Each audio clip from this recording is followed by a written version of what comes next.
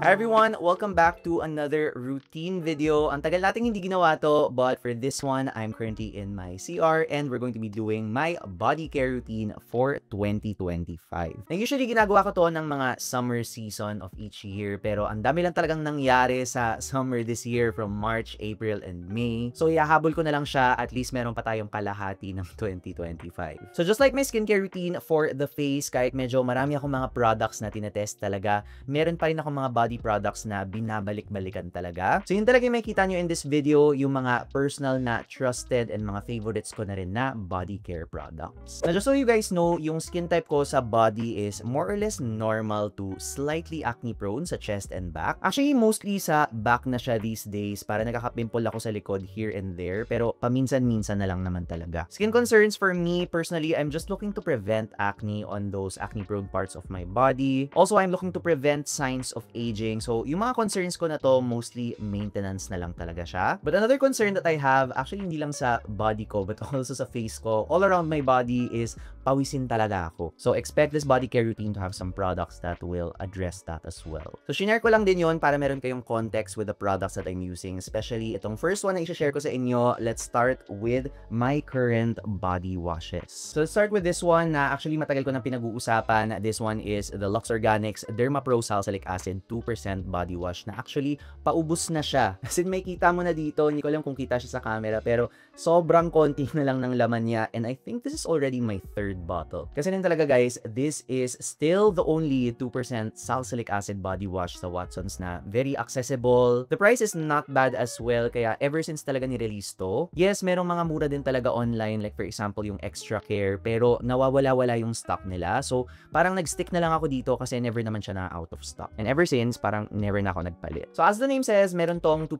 salicylic acid, which for those na hindi pa alam, it helps unclog pores of excess oil and skin cell buildup to help prevent acne. Both yung type na yung red na pimples na galit, as well as yung mga tiny bumps or parang yung mga clogged pores na minsan nakikita mo sa chest mo. And especially kung pawisin ka talaga or nagsha-shave ka, kung meron kang hair sa chest, ako kasi wala naman. But it also makes you more prone to yung ganon, parang mga ingrown hairs or yung mga red na pimples. Perfect din talaga yung product na to prevent that with regular use. So actually, you wouldn't just use this sa chest and sa back. Actually, pwede din sa butt area, as well as kung saan mang areas kayo nagsha-shave if you really want to prevent yung ingrown hairs. Very, very useful to for that. As in, gamitin nyo lang siya regularly to help prevent it from happening. So actually, ito, hindi ko na siya i-apply sa video na to because ginamit ko na to kaninang umaga. But let me just share with you how I incorporate or how I use it kapag nasa shower na ako. So kasi pagpasok ko sa shower, hindi yung shampoo yung una kong ina-apply. Ito talaga yung una kong i-apply kasi kailangan ko siyang ibabad. Kasi for salicylic acid body washes to work, it's best to leave them for a minimum of 60 seconds para talaga yung ingredient na salicylic acid has time to absorb or to sink into your skin para ma-unclog niya talaga to of excess oil, yung mga skin cell build-up, or yung pawis kung pawisin ka. So sa chest, di ba medyo madali lang siya, pump ka lang and then i-lather mo siya ng ganon. Pero sa back naman, di ba parang for others, hindi sila as flexible. So parang ang hirap abutin talaga to see if mako-cover mo yung buong back part mo. And I want to share with you guys a solution na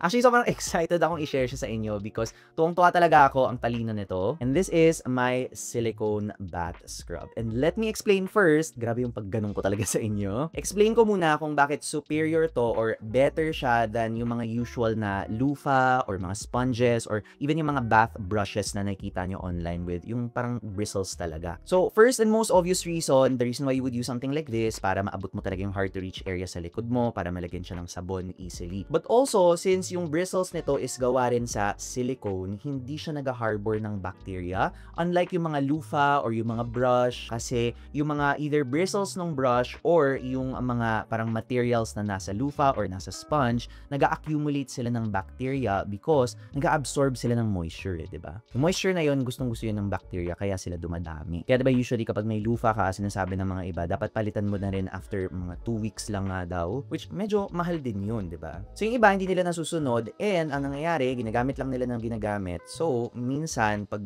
binarub nila dun sa back or sa chest area nila, mas nararub nyo yung bacteria din sa area na yon, which can make your chest or back acne worse. Meanwhile, itong kay silicone, actually, unang-una mas mabilis siyang matuyo, but second and more importantly, hindi siya nag-absorb ng tubig or ng moisture. My favorite part about this is, hindi mo siya kailangan i-replace ng sobrang frequently because kapag gusto mo talaga siya i-full sanitize or i-full clean, ang pwede mong gawin is papakuluan mo lang siya. As in boiling water and then mahinis na ulit siya. So perfect, 'di ba? And also since silicone to, yung scrubber niya is more gentle on the skin compared sa mga brush or loofah na pwedeng magasgas talaga yung balat mo. Actually ito nga compared to some mga body scrubs na merong mga salt or yung mga parang apricot scrubs, mas gentle pa to. So usually kung gusto mo talaga yung feeling of physical exfoliation pero ayaw mo yung parang syempre sobrang magagasgas yung skin mo kasi of course that can also cause irritation. And irritation, as you guys know, can also make our skin darker kapag na-irritate siya, for example yung sa underarms natin or sa singit. So for those na hindi gusto ng discoloration, what you can do is to just get a gentle body wash and then pump nyo siya ng ganito and then gamitin nyo siya all over your body. Now, I'm sure meron na magtatanong, saan ko ba nakagilap? Saan ko ba nabili itong silicone scrub na to? Actually, ang mura lang niya guys. 100 plus pesos lang siya sa Shopee. So if you wanna see yung shop kung saan ko binili to, add ko na lang siya sa lower left part ng screen or hanapin nyo na lang yung shop button sa baba. In fairness, medyo convenient na rin siya ngayon because merong parang bagong shopping feature si YouTube. Tapos kapag click mo yung product, matcha-check out mo siya via Shopee. So super convenient, diba? So andun siya for reference as well as the other products that I will be mentioning sa video na to. But anyway, ayun na yung body wash ko and specifically ako ginagamit ko to for my chest, back, and butt area to prevent acne. But technically, pwede rin naman siya sa whole body pero kung gusto niyo lang talaga tipirin yung product, you can just use it for those areas. Yun din yung ginagawa ko. And then, so ibababad ko siya, diba? So I leave it for at least 60 seconds and then kapag na-apply ko na siya, the rest of my body, ang ginagamit ko lang is just a gentle body wash. And honestly ako guys, any sabon or any body wash ng Dove. Honestly hindi sa pagiging parang loyalist sa isang brand, pero ang dami kong products nila na trust, especially sa mga body washes. So itong gamit ko ngayon is itong Baby Dove na hair to toe body wash. Actually, ang tagal na nito sa akin, parang 1 year tong nasa guest CR ko. This one, napag-usapan ko rin siya doon sa mga shopping videos ko, but basically for those na gusto ng parang very gentle lang na body wash, para siyang Cetaphil or Cetaphil for the body. Pero kung gusto niyo ng something from Dove na medyo mas mabula, yung favorite ko talaga from them na baka alam na ng mga iba na matagal nang nanonood sa videos ko, yung Ultra Self-Foaming Body Wash. Specifically yung color blue, yun talaga yung regularly kong ginagamit. As in ito guys, actually, inuubos ko lang siya and then after that, bibiling ko na ulit or magre-restock na ulit ako ng blue na body wash. Kasi talaga yon mabula, satisfying yung feel, gentle yung cleansing agents, meron pa siyang ceramides which is of course good for yung moisture barrier ng katawan natin. Just a really, really good body wash overall. Not the most affordable though, but parang pwede na, parang under 500 pesos pa rin naman. So I think it's still really, really a good option to recommend. But anyway, those are my body washes and again, tapos na ako maligo today. So ginamit ko na yung mga products na to. So let's now move on to the next step of our routine. So sa daytime, after kong mag-body wash sa shower, ako kasi personally nandi-deodorant or nag-antiperspirant ako sa gabi, hindi sa umaga. So sa daytime, hindi ko na kailangan maglagay kasi by then, naglagay na ako the night before, fully absorbed na siya by then. So move na ako to yung other leave-on products ko. But for those na hindi pa alam kung bakit ko ginagawa yung antiperspirant sa gabi and bakit mas effective siya according to dermatologists, I'll explain later on sa video. Explain ko kapag dumating na tayo dun sa part na yun ng nighttime routine. But ang next step natin, one step lang to during the daytime kasi nagmamadiri talaga ako during the day. And this step is my 2-in-1 body lotion and sunscreen. Na bakit 2-in-1 kung dalawang products ang hinahawakan ko? Pumipili lang ako guys dito, hindi ko sila sinasabay. Both of these are 2-in-1 na lotion and sunscreen. Pumipili lang ako sa kanila depending on kung ano yung gagawin ko on that day. Pero share ko lang muna guys, I'm so happy to say gumaganda na talaga yung mga options natin for body sunscreens or 2-in-1 body lotions and sunscreens in the Philippines compared to maybe 2 to 3 years ago. As in, makita niyo yung parang best body care na video ko, I was pretty disappointed sa mga options nating dati na parang wala ka pa talagang makikitang high quality na lotion and sunscreen in even Watsons. Parang Biore lang yung makita mo at that time and technically, di ba parang sunscreen nga lang yun. wala naman siyang parang moisturizing properties. Meron pero konti lang. And while that is still the best, yung Biore na gel kapag magsa-swimming or kapag pawisin ka talaga, gusto mo ng very heavy duty na water resistant sunscreen for the body, okay pa rin naman yun. But not everyone has the budget for Biore, so for an everyday sunscreen, especially kung sinusulit mo talaga yung budget mo, I feel like these are the top 2 value for money options talaga. Syempre kapag value for money, gustong-gusto ko talaga. So first off, we have itong SPF 150 Max Shield ni Lux Organics. Ito talaga guys, sobrang pudos kay Lux Organics. Kasi actually, in the market, matagal nang merong mga SPF 100 plus na mga sunscreens. Pero diba usually, yung texture nun is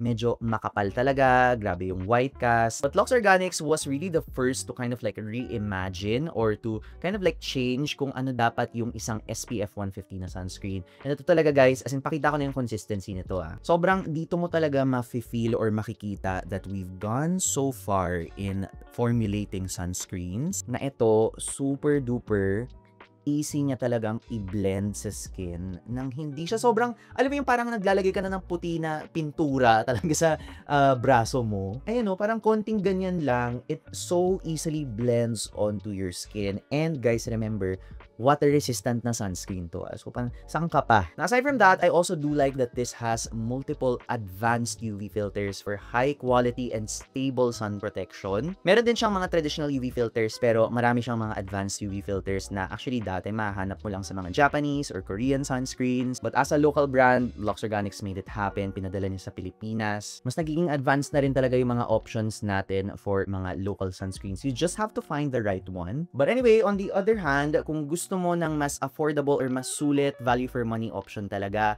or gusto mo talagang bumibili ng ganito kalaki, kasi alam ko meron din talaga sa inyo, gusto niyo bumibili ng malaki para one time, big time, or hindi kayo masyadong nagre-replenish lagi. We also have itong malaking Vaseline Gluta-Hya. And yes, ito yung pinaka-bagong variant nila na nirelease sa Pilipinas, the Gluta-Hya Serum Burst Lotion Luminous Defense with SPF 50 PA++.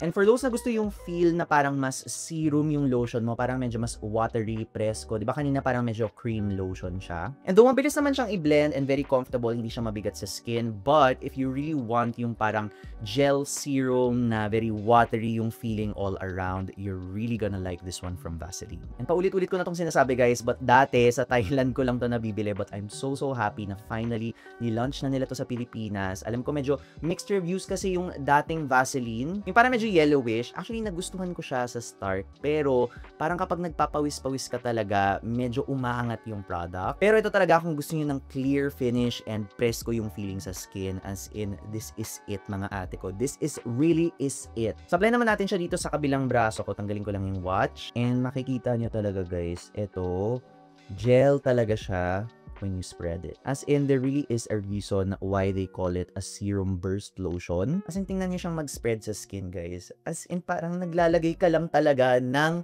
soothing gel lotion. Ganun siya ka-presko. And actually, itong si Lux Organics, sila yung nagsasabi na may cooling effect sila. Pero, dahil parang ang watery gel ng feeling ni Gluta-Hya, parang mas presko or parang mas cooling yung feeling nito for me. Although wala siyang parang cooling agents parang wala naman siyang menthol. Oo, confirmed. Wala naman siyang menthol or anything like that. Pero dahil lang talaga sa consistency niya, mas nagiging presko yung feeling on my skin. But anyway, sun protection wise, ito naman, diba, SPF 50 PA++ siya. Pero ang gamit nila are more traditional chemical UV filters. Pero ang masasabi kong parang edge ni Vaseline over our other option is, itong si Vaseline, mas dinagdagan nila ng more hydrating and brightening ingredients yung formulation nila na to. Kasi ito, aside from yung gluta and yung hya or hyaluronic acid, meron din tong niacinamide in the formulation. But actually, super ganda din ng hydrating ingredient nito. Aside from yung hyaluronic acid, may ginampak pa silang ibang mga ingredients sa formulation na to. Meron siyang sodium PCA, it also has cysteine and glycine, which are, sila rin actually yung nagme-makeup ng glutathione, but nakakatulong din talaga sila for skin repair. So it's really nice to see them in this formulation. Kaya talaga kung mas yung goal mo is, aside from of course sun protection, naghahanap ka talaga ng skin repairing na mga ingredients,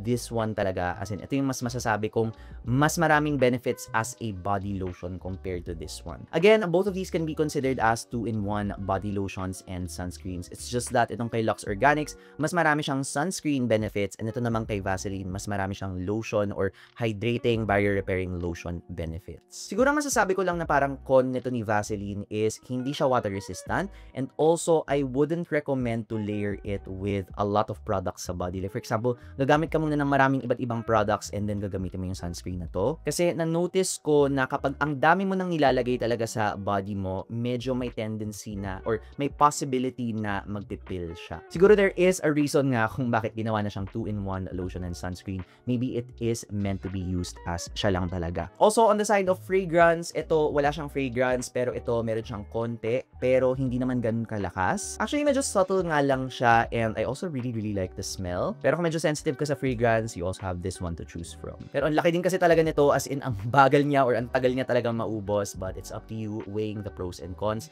But ako, kaya both of them meron ko kasi ayoko nang pag-isipan talaga. Kung ano na lang yung gagawin ko during my day, kung kailangan ko mag-swimming or papawisan talaga ako, mag-gym ako, ito yung ginagamit ko. But on just normal work days, ito yung ginagamit ko. Now, just one last step before we move to the next part ng body routine natin. This is for those na mahilig mag-tank top or yung mga suot na mga girls na, alam mo yun, parang medyo mababa talaga yung neckline. Usually, nilalagay ko rin from the collarbone pababa kung saan ka man na-expose doon sa low na neckline na damit mo. Naglalagay ako ng sunscreen sa part na yun. Kasi yung 2 finger lengths na for the face, actually, that's for the face, ears, and neck. So, covered na dapat siya hanggang dito. But, kapag di ba meron kang sando, kapag magsusuot ka ng mga outfits na medyo mababa yung neckline, may expose siya. And some people forget that. And kapag nakalimutan nyo yun, pwede maging uneven yung kulay ng katawan ninyo. Actually, in the case of yung sa akin nga, hindi siya mas nagtan, pero parang na-notice ko, itong part na to ng katawan ko, mas nagiging red siya. So, siguro parang mas nagbo-burn siya dahil sa araw, dahil sa exposure. But I learned my lesson and I'm sharing it with you guys. So, hindi lang dapat dito, hindi lang dapat sa mga binti ninyo, pero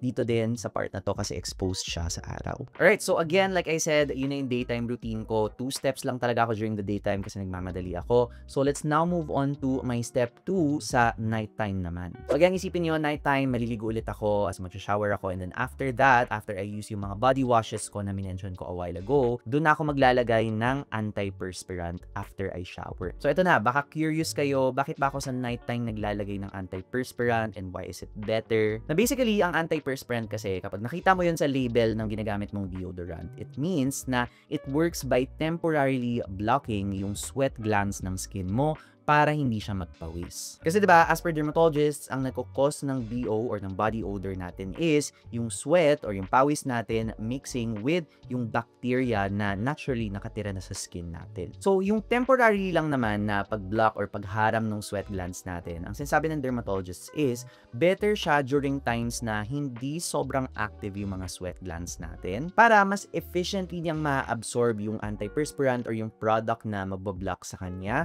and para hindi lang siya ma-wash away ng pawis. So, it's better na ilagay mo siya sa gabi, and then habang natutulog ka, ina-absorb na ng skin mo yung antiperspirant para kapag gising mo the next day, fully absorbed na siya. So, kahit maligo ka or sabunin mo yung underarms mo, dahil fully absorbed na yung product, hindi na siya matatanggal, and you will be basically sweat resistant for the next 24 or sometimes even 48 hours. Pero depende rin kasi talaga sa ibang mga antiperspirant, depende sa lakas nila kung 24 or 48 hours. May iba nga parang less pa nag-work. Parang ilang hours, wala na siya. So personally, these are the antiperspirants that I find to be most effective or parang malakas din talaga sila. Plus, meron pa silang mga brightening properties. And proud na proud ako guys because all of these are local brands. So again, obviously, hindi ko pinagsasabay yung mga products na to. Again, pumipili lang ako depending on kung anong gusto ko mangyari sa araw na yon or sa gabi na yon kasi nga gabi ko siya nilalagay. So kung gusto ko nung parang spray na magagamit sa iba't ibang parts of my body, I use either of these two. So let's start with this one na medyo ang ganda-ganda talaga ng packaging niya. It's from the brand Ultrafam and it's their brightening antiperspirant spray. Ultrafam daw yung tamang pagbasa sa kanya. Parang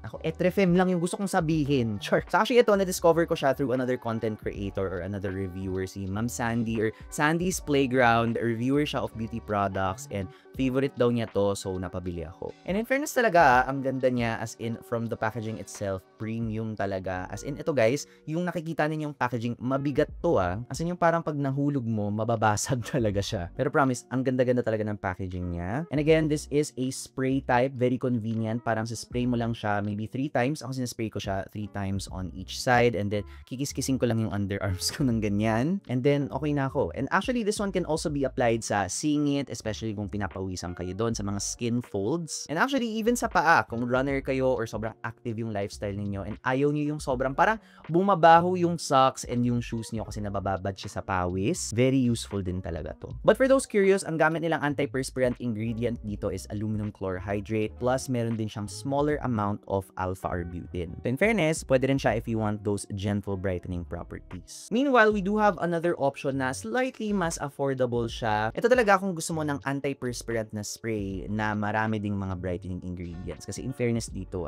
aluminum chlorhydrate meron siya, pero meron din siyang niacinamide, licorice root extract, meron din siyang soy protein. All of those are actually really good to lighten or to brighten yung underarms mo. So in fairness, ang ganda ng formulation niya. Ang comment ko lang talaga dito is I think it's not as strong as this one or even yung next one natin. But I think gumawa sila ng variant na parang Dioflex Extreme na parang yun talaga yung parang yun daw yung pinakamalakas nilang variant. So I've yet to try it, but this one I've tried and technically okay naman. Kung hindi ka sobrang maliligo sa pawis, then pwede naman to. Now, if you want another affordable and accessible na option, actually maganda rin tong kay Dr. Sensitive. Yes, Dr. Sensitive, as in yung skincare brand, nag-expand na rin sila more onto body care products. Actually, meron na silang underarm product before, but more for lightening lang yon. But this one, meron na silang new product for underarms. And actually, unrelated, meron nga din silang parang bagong toothpaste. Nakakaloka, Dr. Sensitive. I love the expansion. But anyway, this is their Sweat Shield Performance Grade Antiperspirant, and in fairness talaga, performance grade. This one, 150 pesos lang siya, and may magandang combination siya of 3% niacinamide plus a smaller amount of arbutin to help lighten the skin. So, diba, perfect din talaga kapag nagpapabrighten ka, parang 2-in-1 na siya. Parang mas comfortable siya on the skin kasi as you can see, parang light, clear liquid lang siya. And for me din talaga, mas malakas yung antiperspirant effect niya sa underarms ko. And again, in-apply ko na to last night, hindi pa gabi, so hindi ko muna siya i-apply. But ito yung ina-apply ko, or I find myself applying this most frequently compared to the other ones. Pero yun, so if you want to go more for convenience and ito gentle brightening and then ito mas intensive brightening, then get these ones. But if you really want as in yung malakas na antiperspirant, this one is pretty good as well. But anyway, move na tayo to our final steps sa nighttime routine natin. Ito guys, parang this year ko lang talaga siya stinart as someone na kaka 30 years old pa lang. But now, I've started to invest in a well-aging retinol body lotion step. Sabi kasi nila, ang bagong signs of aging na daw ngayon is not just your face, but also more of your neck or yung back of the hands mo. Kasi yung face, di ba parang marami na tayong naglalagay ng sunscreen, ganyan, pero marami pa rin nakakalimot sa back ng hands natin and dito sa neck, and medyo nane-neglect din talaga siya. So, medyo mas mabilis din talaga siyang magka-fine lines and wrinkles, and as much as possible sa daytime, again, sunscreen is the key, but at night, to help boost yung parang well-aging effects niya or to help it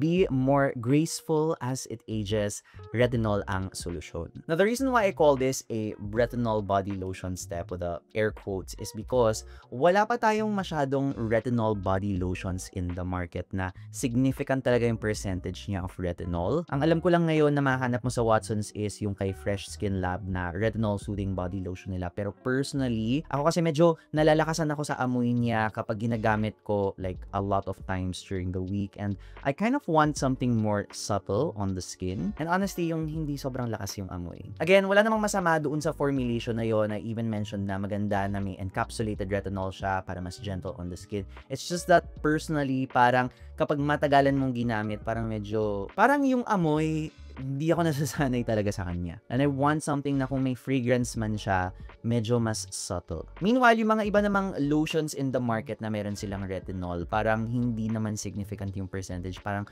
nasa pinakababa talaga siya ng listahan. So parang siguro parang mga 0.001% lang yung retinol nun, which I don't expect will do anything for my own skin. So what I personally do, dahil wala pa akong products na mahanap talaga na okay, I make do basically sa kung anong mga meron kong products. So in this step, I technically use two products which are a retinol serum and a body lotion na plain lang. So itong retinol serum ko, this is from the brand Dr. O. It's their anti-aging solution. Baka nakita niyo na to sa Watsons or baka nakita niyo na ang billboard ko sa EDSA na kasama tong product na to. But actually, to share with you guys, the reason why I partnered with this brand is maganda din kasi talaga yung philosophy nila. Very straightforward talaga. As you can see, diba? For example, signs of aging, yung concern mo. Meron na agad silang solution for that. Tapos meron din silang ibang mga serums for dryness solution, and then dark spot solution, meron din. So I like how they're simplifying skincare again, while at the same time including yung mga ingredients na okay din naman and evidence-based. But anyway, this one, technically for the face siya, but again, if it's gentle enough for the face, then it can also be used on the body. So itong product na to has 0.1%